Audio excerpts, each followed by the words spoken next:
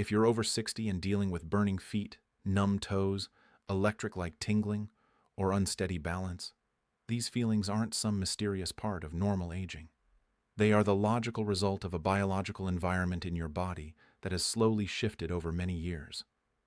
Most people hear that peripheral neuropathy means nerves just wear out with age, like a machine running down on a set schedule.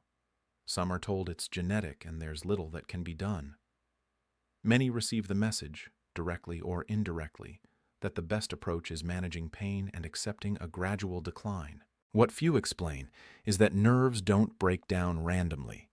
They respond to the chemistry around them, to blood flow, and to the metabolic signals they receive daily.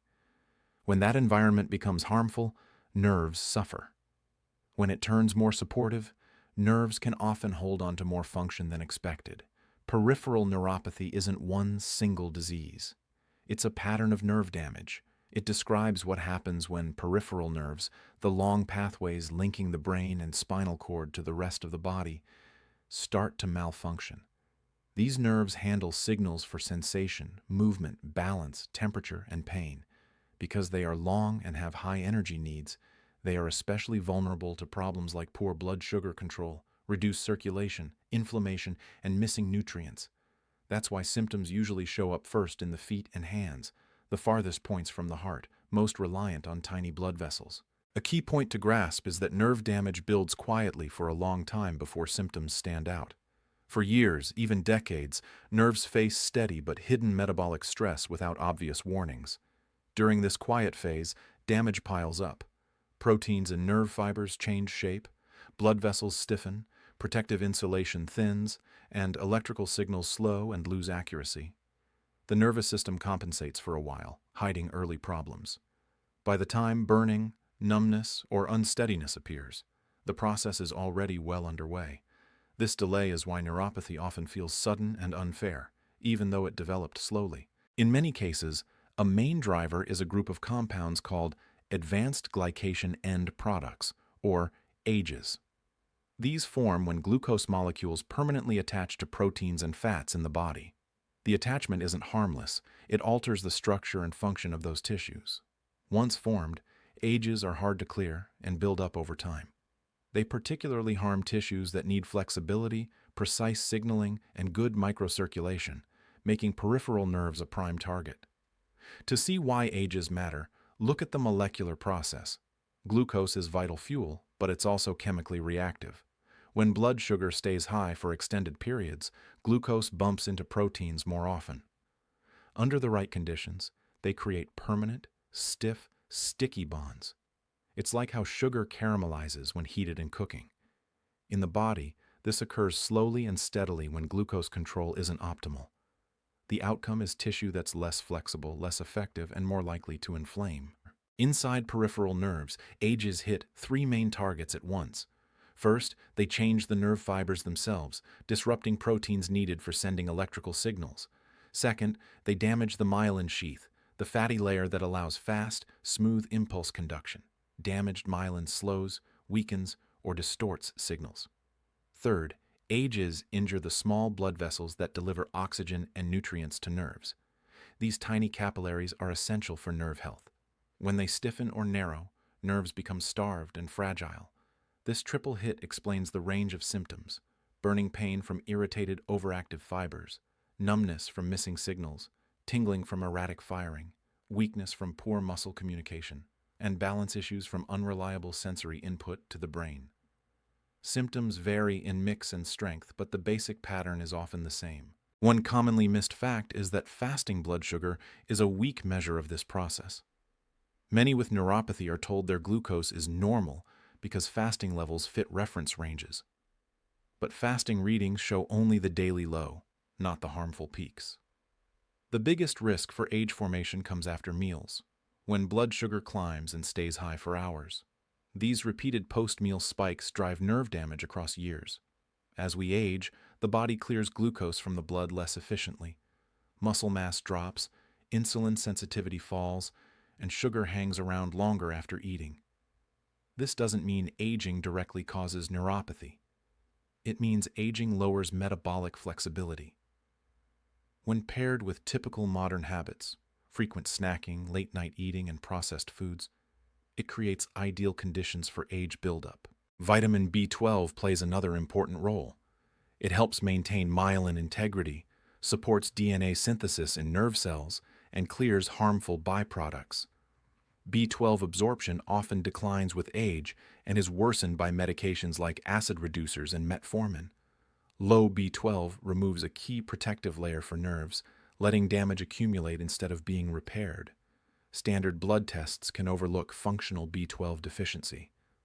Levels might look normal, but still fall short for nerve needs. This gap leaves many at risk without knowing. By the time symptoms show, the deficiency may have existed for years.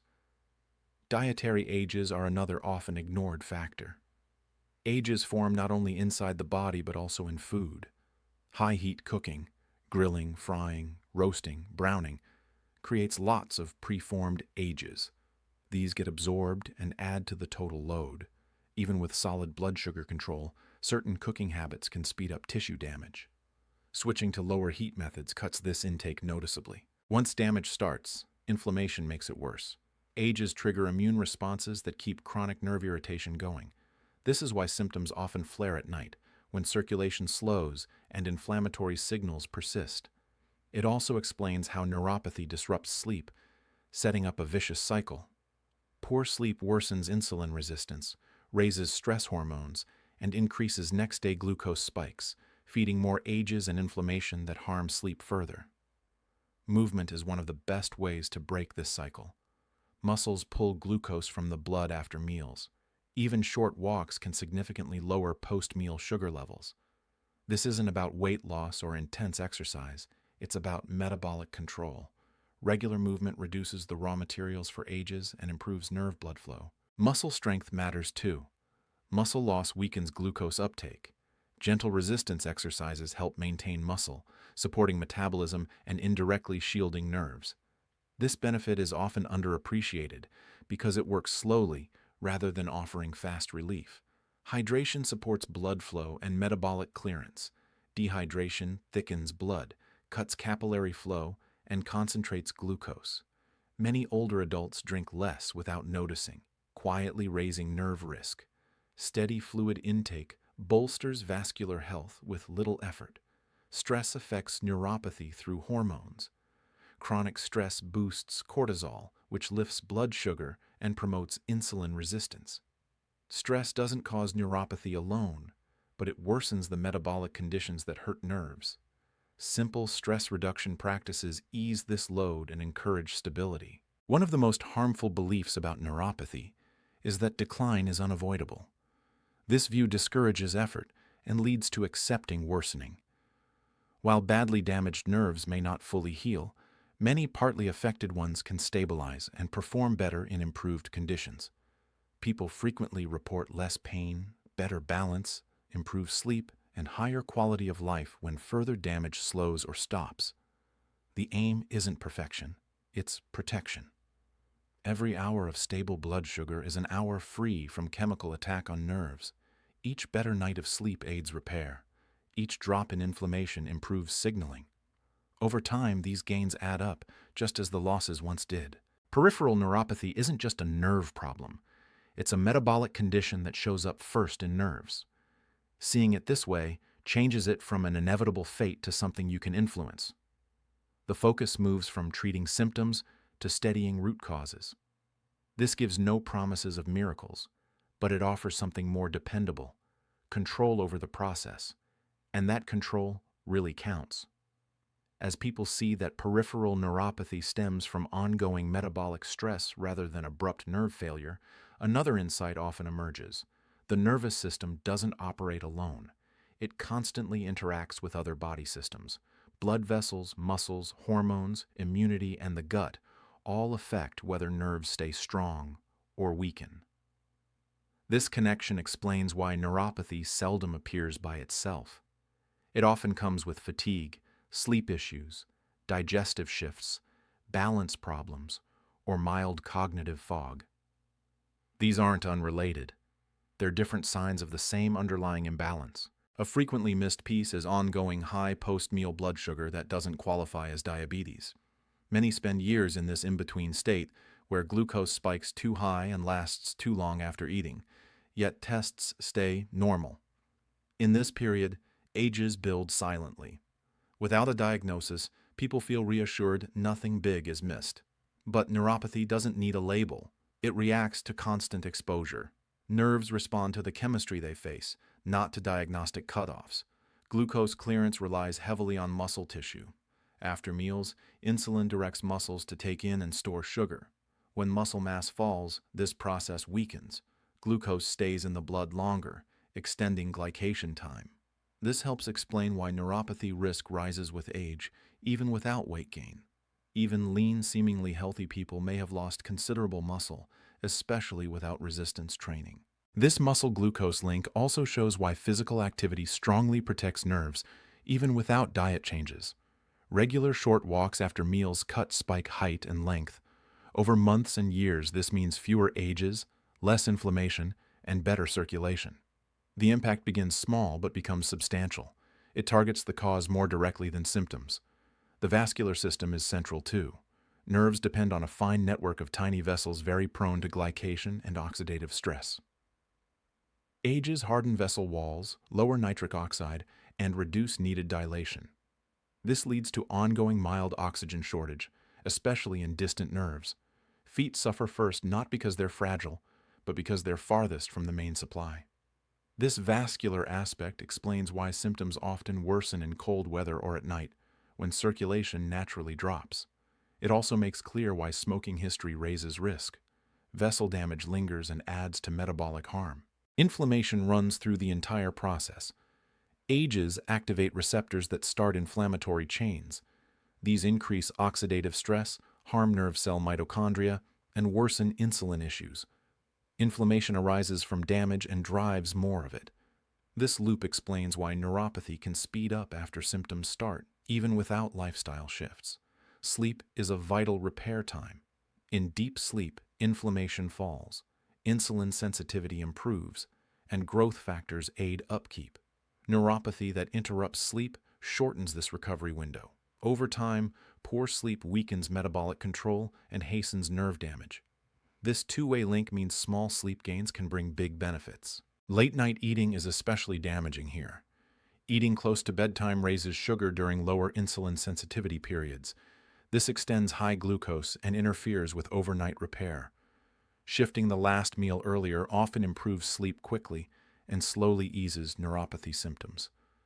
No new foods or drugs needed, just timing matched to natural cycles. Gut health affects nerves too. The digestive system handles nutrient uptake, immune control, and inflammation regulation. Poor digestion or ongoing gut irritation can limit absorption of B vitamins, magnesium, and other key items. It can also spark widespread inflammation. Gut problems rarely cause neuropathy alone, but they raise vulnerability and slow recovery. Supporting gut function betters the overall nerve setting. Emotional factors deserve notice too. Ongoing discomfort, uncertainty, and fear of worsening can spark anxiety or depression. These disrupt sleep, raise stress hormones, and lower self-care drive. This creates another cycle. Psychological, but deeply physical.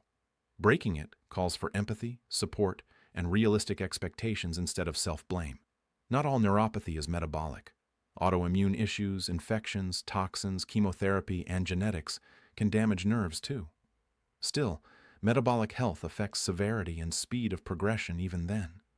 Stabilizing blood sugar, cutting inflammation, and aiding circulation help nerves no matter the starting cause. This makes metabolic approaches foundational. When people adjust to steady their metabolic environment, gains often come quietly. Pain may ease a bit. Sleep gets better. Balance feels steadier. Temperature sense might partly return. These shifts can slip by if huge reversals are expected, but they matter. They show slowed damage and better work in remaining nerves. Track progress over weeks and months, not days. Nerve recovery is slow. Metabolic changes take time. Ups and downs are normal. A tough day doesn't erase gains. Looking at longer patterns gives a true picture and avoids discouragement. In advanced neuropathy, the main goal is preservation. stopping further function loss greatly improves daily life. Less pain, better sleep, and more stability support lasting independence. These gains matter even without full sensation return. Medical guidance stays essential. Sudden or fast-progressing symptoms need checking to exclude other causes. Symptom relief drugs shouldn't stop without professional advice. Lifestyle steps complement, not replace, medical care. Research increasingly reframes neuropathy. What was once seen as inevitable aging is now viewed as a changeable process shaped by lifestyle, metabolism, and overall health. Complete recovery isn't possible for all, but many have more say in their path than once thought. The biggest change is in viewpoint. Neuropathy doesn't just happen to people, it arises in a specific internal environment. Change that environment and you change the result, not instantly or fully, but meaningfully. Effective long-term handling of peripheral neuropathy relies more on steady small habits than big interventions. Nerves respond to consistent patterns, not occasional perfection. One good week followed by a long slip does little, but modest positive steps kept up over years can shift the path of decline. This may feel slow in a world wanting quick fixes, but it matches how nerves actually adapt. Aging brings natural shifts that raise neuropathy odds. Insulin sensitivity drops, mitochondrial function falls, and low-level inflammation creeps up quietly. These happen even in those keeping healthy weight and outward looks. The shifts are gradual and easy to overlook until symptoms emerge. Seeing this reframes neuropathy as the slow buildup of small changes over decades. Aging also weakens neuromuscular links. Motor neurons gradually pull back from muscle fibers, leaving some under-innervated. Surviving neurons try to compensate, but limits exist. Over time, movement precision falls, balance accuracy drops, and nerve muscle signaling weakens. This raises fall risk and cuts activity, speeding muscle loss and metabolic problems. Foot care becomes especially vital as neuropathy advances. Less sensation heightens risk of unnoticed injuries, ulcers, or pressure sores. Daily foot checks turn into a must-do habit. Good shoes, moisturizing skin, and watching for calluses or nail problems help prevent big issues. Many serious neuropathy disabilities come not just from nerve damage but from avoidable foot troubles that went unnoticed. Chronic pain changes brain processing. Sensory, emotional, and attention regions get oversensitive. This central sensitization boosts pain and lowers tolerance. Neuropathy care therefore includes calming the central nervous system. Methods like slow breathing, mindfulness, or light activity can reduce symptom strength even with peripheral damage staying. Keep an eye on key nutrients for nerve support. B12 deficiency can mimic or worsen symptoms. Magnesium aids nerve conduction and relaxation.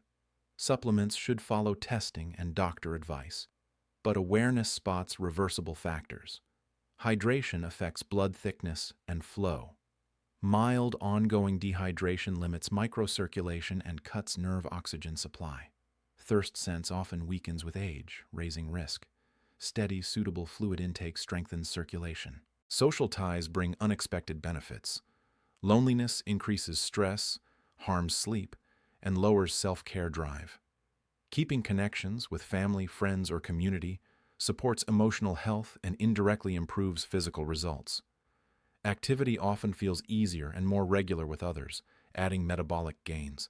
Fear of decline can quietly limit choices. Some avoid movement to dodge pain or falls, but this speeds worsening. Swapping fear for informed steps is crucial. Adapted exercise is safer than staying still. Nerves gain from gentle stimulation. Inactivity tells the body an area isn't needed, lowering repair focus. Regular doctor visits for chronic issues can feel rushed or narrow.